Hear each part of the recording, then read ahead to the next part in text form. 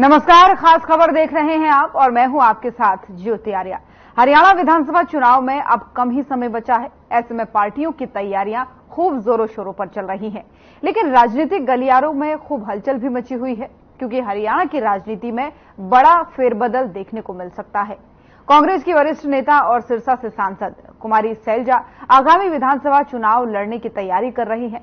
सैलजा भी सिरसा से लोकसभा सांसद हैं और इस कदम से यह साफ है कि 5 बार सांसद रह चुकी सैलजा अब राज्य की राजनीति में अपनी पकड़ मजबूत करना चाहती है। हरियाणा में होने वाले चुनाव में कांग्रेस के कई नेता अहम भूमिका निभाना चाहते हैं। सैलजा ने एक इंटरव्यू में कहा कि मैं इस बार हरियाणा विधानसभा चुनाव लड़ने की योजना बना रही हूं। उन्होंने इस दौरान कहा कि मैं लोकसभा चुनाव से पहले से ही इसकी तैयारी में जुटी हूं, लेकिन सिरसा और अंबाला दोनों जगहों के कांग्रेस कार्यकर्ता चाहते थे कि मैं चुनाव लोकसभा का लड़ूं, इसलिए मैंने सिरसा से चुनाव लड़ा, क्योंकि ये देश और हमारी पार्टी के लिए एक महत्वपूर्ण चुनाव था। लेकिन उन्होंने कहा तो ये भी जा रहा है कि अब कुमारी सैलजा ने विधानसभा चुनाव के लिए ताल ठोककर भूपेंद्र सिंह हुड्डा की टेंशन बढ़ा दी है।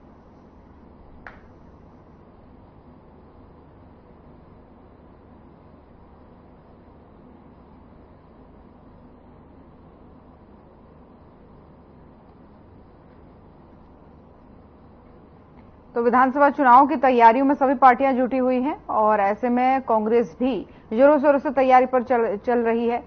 और इस बीच अब एक बड़ी बात सामने आ रही है। कुमारी सैलजा ने एक इंटरव्यू में कहा कि वो विधानसभा चुनाव लड़ना चाहती हैं और लोकसभा चुनाव होने के पहले से ही वो इसकी तैयारियां कर रही हैं। और कांग्रेस कार्यकर्ताओं की इच्छा पर उन्होंने सिरसा से चुनाव लड़ा था सांसदी का।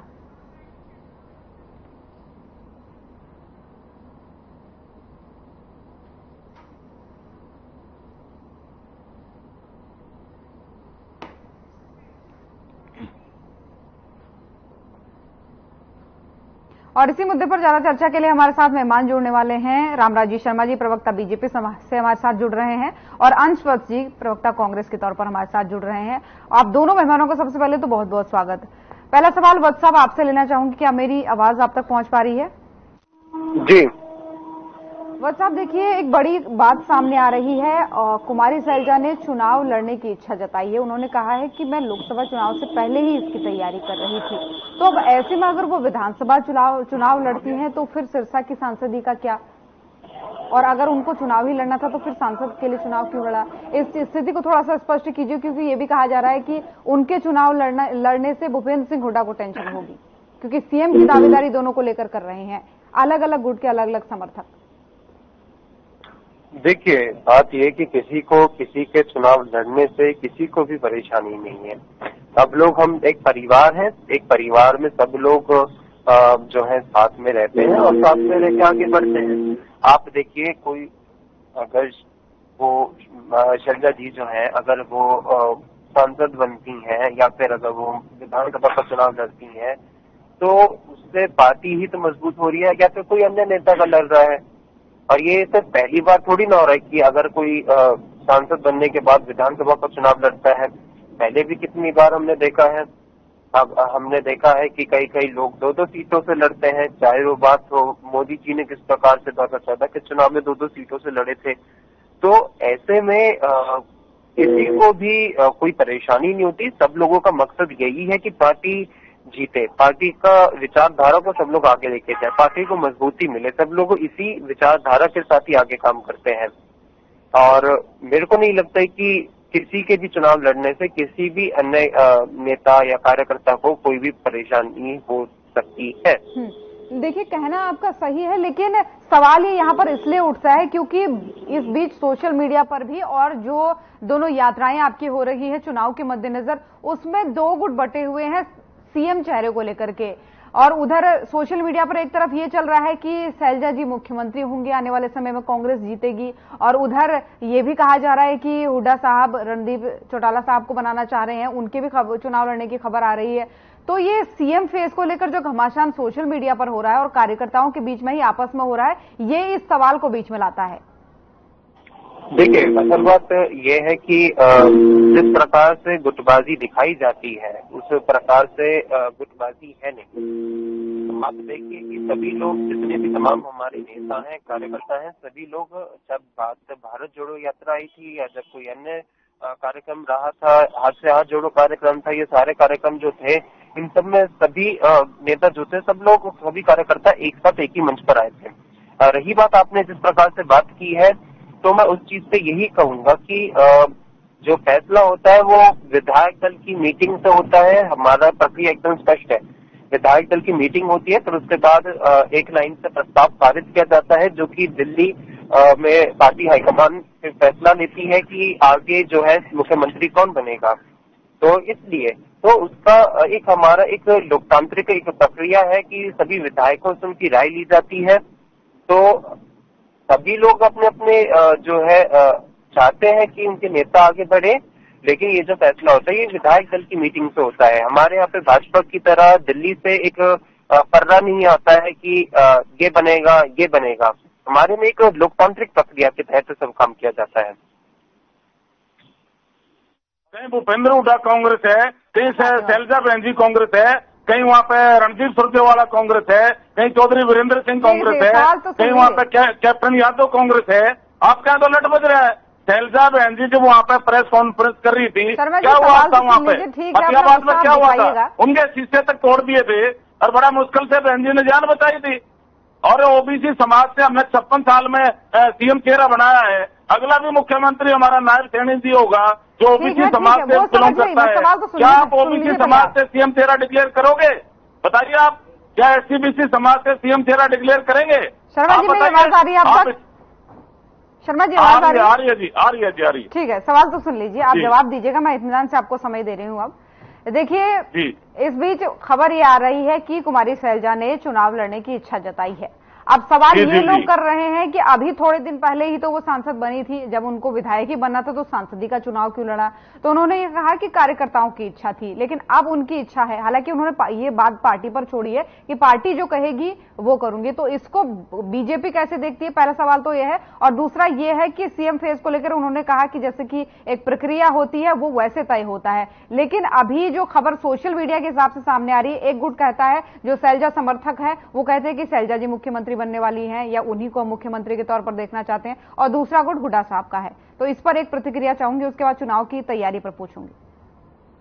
देखो, हमारे यहाँ तो कोई फर्क पड़ने वाला नहीं है। शैलजा बहन जी लड़े, भूपेंद्र हुड्डा जी लड़े, रणदीप सुरजेवाला जी लड़े, कोई भी लड़े, हमारी सेहत पर कोई असर नहीं पड़ता, क्योंकि जनता ने मन बना लिया है। मैं आपको बताऊं, पिछला इतिहास भी रहा है हरियाणा का, जिसका केंद्र में शासन रहा है, हमारी देवतुल्य जनता जनार्दन उसी पार्टी को सत्ता में लाती है।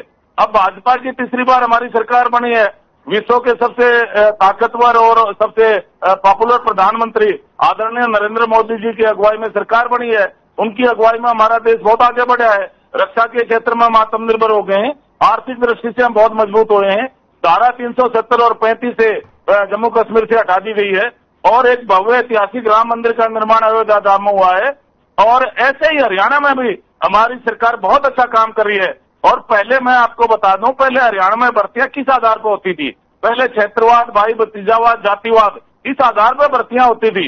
माननीय मनोहर लाल जी ने इस वाद को तोड़ा। ये बड़ा कठिन था, यह वाद तोड़ना। उन्होंने इस वाद को तोड़ा और मेरिट के आधार पर भर्तियां शुरू करी। आज किसान का बेटा, मजदूर का बेटा, गरीब का बेटा, जिसकी 3 पीढ़ी खाली चली गई, को चपड़ा की नहीं लगा था, आज क्लास 1 अफसर लग रहा है। ये अपना आप में गौरव की बात है। ये है मनोहर लाल। और दूसरा बताऊं को और आदरणीय मनोहर लाल जी की नीतियों को और बीजेपी की नीतियों को, हमारे मुख्यमंत्री जी जो जन जन के लाडले हैं, छत्ती बरादरी के मसला है, युवाओं के अच्छे सम्राट है, 56 साल में अपने बनाया है, वो इनको जन जन तक पहुंचा रहे हैं। एक विशाल जन सलाह उमड़ जाता है उनको आशीर्वाद देने के लिए, उनको सुनने के लिए और मिलने के लिए। तो ये अपना आपसे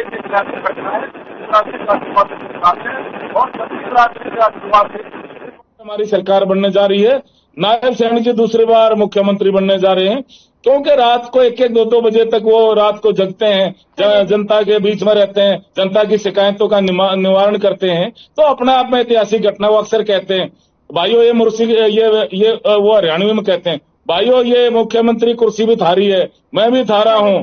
और ये सीएम रेजिडेंस भी थारा है। तेरा तुझको अर्पण क्या ला गया मेरा भाई, सब कुछ थारा है, मैं भी थारा हूँ और मैंने थारा आशीर्वाद की जरूरत है और जनता आशीर्वाद दे रही है। ये 5 सीट लग रहा है, आपको नहीं लग रहा है कि कांग्रेस अगर इतनी तैयारी कर रही है तो आपका मुकाबला कर पाएगी? ऐसा कांग्रेस की तैयारियों की पूछ लो मेरे से। आपने भी बताया शैलजा बहन जी ने इच्छा जाहिर करी है भाई मैं चुनाव लड़ूंगी, और लड़ना भी चाहिए, ये तो राइट बनता है उसका, उनको लड़ना चाहिए और अपना सीएम का भी उन्हें प्रोजेक्ट करना चाहिए अपना आपको, क्योंकि इनके पर, लेकिन इनका यहाँ क्या होता है, इनके यहाँ तो राजा का बेटा राजा बनता है भाई, एमपी का बेटा एमपी बनता है, सीएम का बेटा सीएम बनता है। हमारे यहाँ किसान का बेटा, मजदूर का बेटा, गरीब का बेटा हमारे देश का प्रधानमंत्री बन सकता है, हमारा मुख्यमंत्री बन सकता है, एक आदिवासी महिला हमारे देश की राष्ट्रपति बन सकती है। ये भाजपा में संभव है।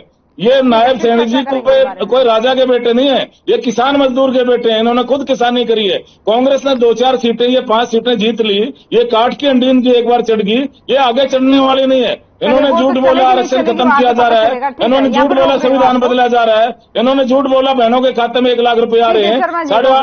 रोक रही हूँ वत्स साहब, देखिए एक तो सीधी बात इन्होंने ये कही कि चाहे कोई भी चुनाव लड़े, चाहे कोई भी किसी भी बात की इच्छा जाहिर करे, कांग्रेस का बीजेपी से कोई मुकाबला नहीं है। पहली बात इन्होंने कहा आत्मविश्वास तो है ही बीजेपी के अंदर कि हम दोबारा जीतने वाले हैं। लेकिन आपसे पूछना चाहेंगे आपकी तैयारियों को लेकर क्या अपडेट है, क्योंकि यात्राएं भी आपकी चल ही रही हैं, बैठकें भी चल रही हैं, तो आपकी तैयारियों पर क्या अपडेट है? जी, मैं आपको अब जवाब देता हूँ, ठीक है। असल बात यह है कि इनका ये कॉन्फिडेंस नहीं है, इनका ओवर कॉन्फिडेंस है। और जैसे जिस प्रकार से इनका लोकसभा चुनाव में इनके कॉन्फिडेंस की, ओवर कॉन्फिडेंस की इनकी जो हवा निकल गई थी ना, 303 से ये जो 240 पे आ गए, जो ये 10 लोकसभा सीटें जो इन्होंने 2019 में जीती थी, उससे ये जिस प्रकार से 5 लोकसभा सीटों पे आ गए हैं, तो वैसे इनका इस बार विधानसभा में भी परिणाम होने वाला है, क्योंकि जो ओवर कॉन्फिडेंस इनको है ना, जनता को समझते नहीं है, उसकी सारी आवाज जो है निकलने वाली है। पहली बात ये हो गई। दूसरी बात ये होगी कि जो बड़े यहाँ पे बात कर रहे थे गुटबाजी को लेकर, मैं इनसे सवाल पूछता हूँ, ये हमारे गुटबाजी को लेकर सवाल करते हैं, अपने गुटबाजी को लेकर क्या कहेंगे? राव इंदर सिंह जी जो है वो कुछ और कहते हैं, अनिल विज जी कहते हैं कि भाई उनको पता ही नहीं था कि सरकार गिरने वाली है। अरे भैया, वो हरियाणा के गृह मंत्री है, उनको पता ही नहीं कि सरकार गिरने वाली है, ठीक है। और उसके बाद जो है इनके रोहतक के जो पूर्व सांसद है अरविंद शर्मा, वो क्या कहते हैं, पार्टी की अलग ही उनकी विचारधारा निकल आती है, उस चीज पे ये कुछ नहीं कहेंगे। और रही बात ये जो यहाँ पे बड़ी बड़ी बातें करते हैं कि विश्व के सबसे लोकप्रिय प्रधानमंत्री, मैं एक चीज कहता हूं, उनके विश्व के कौन से भैया लोकप्रिय प्रधानमंत्री है? असल बात तो ये कि जब लोकसभा का चुनाव था अपने खुद के संसदीय क्षेत्र में, जहां पे उनके 10 लाख का टारगेट था जीत का, वो 1.5 लाख के वहां पे बचा के भागे हैं। असल बात तो ये कि वहां पे वो पिछले 3 घंटे जो शुरुआत के रुझान थे उसमें वो पीछे चल रहे थे। ऐसे ये विश्व के सबसे लोकप्रिय प्रधानमंत्री हैं। और एक भाजपा के प्रवक्ताओं को एक ऊपर से सूची आती है, एक फर्रा आता है कि उनको क्या बोलना है, उसी के अनुपान में वो बात रखते हैं कि भैया जो 3 पीढ़ी से जो चपरासी नहीं लगा, हमने ऐसे दिया, सबसे लोकप्रिय मुख्यमंत्री है। असल बात यह है कि कोई लोग इनका कोई ऐसा नहीं है ऊपर से। अगर इतने ज्यादा इन्होंने रोजगार देने के लिए काम किया तो आज हरियाणा सबसे ज्यादा बेरोजगारी में अव्वल क्यों है? अगर इन्होंने रोजगार के लिए इतना काम किया तो आज 2 लाख सरकारी पद खाली क्यों है?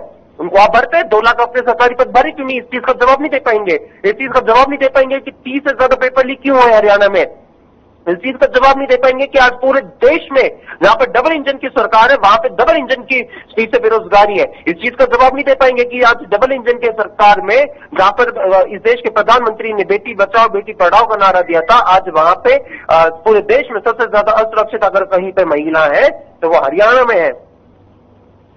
शर्मा जी, चलिए आप जवाब दे दीजिए। वो कह रहे हैं कि उन्हें जवाब तो नहीं मिला, लेकिन आप जवाब दे दीजिए कि महिलाएं क्यों असुरक्षित हैं, बेरोजगारी क्यों है, 2 लाख पद आपने क्यों नहीं भरे, स्वास्थ्य के क्षेत्र में आप क्या कर रहे हैं?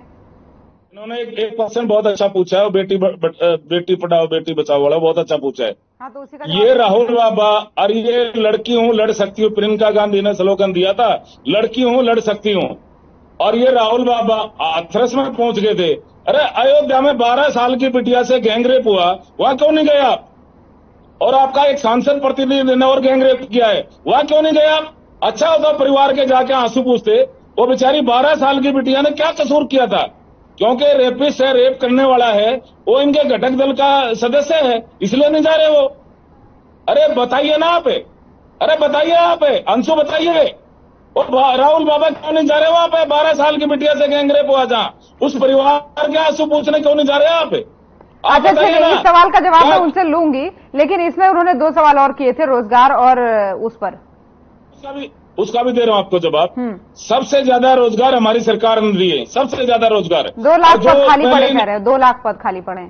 अरे मैं आपकी बात का जवाब दे रहा हूँ। सबसे ज्यादा रोजगार हमारी सरकार ने दिए हैं। इन्होंने आंकड़े देख लो, इनके आंकड़े देख लो, हमारे देख लो।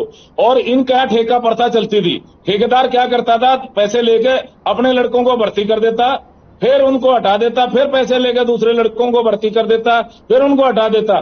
जो ठेकेदारी प्रथा में जो बच्चे थे, हमने कौशल रोजगार निगम बनाया, एज इट इज उन बच्चों को नौकरियां दी और उनकी नौकरी की गारंटी माननीय मुख्यमंत्री जी ने, जो हमारे देवतुल्य मुख्यमंत्री हैं, उन्होंने उन बच्चों को रोजगार की गारंटी दी। और इनके टाइम में भर्तियां कैसे होती थी, ये तो फंस गए, ये बात कह गए। इनके टाइम में भर्तियां एक क्षेत्र विशेष की होती थी। मुख्यमंत्री अपने क्षेत्रों को भाई भतीजावाद, परिवारवाद, जातिवाद, इस वाद का आधार पर नौकरी लगाता था। आज सबसे ज्यादा नौकरी हमने दी है, जिसकी 3 पीढ़ी खाली चली गई, कोई चपड़ासी नहीं लगा था। आज मेरिट का आधार बिना खर्ची बिना पर्ची पे क्लास 1 अफसर लग रहा है। और पूरे हरियाणा के बच्चे नौकरी लग रहे हैं, पूरे हरियाणा के बच्चे। अरे निवासी हल्कों के बच्चे नहीं पढ़ते क्या? आप जवाब दीजिए।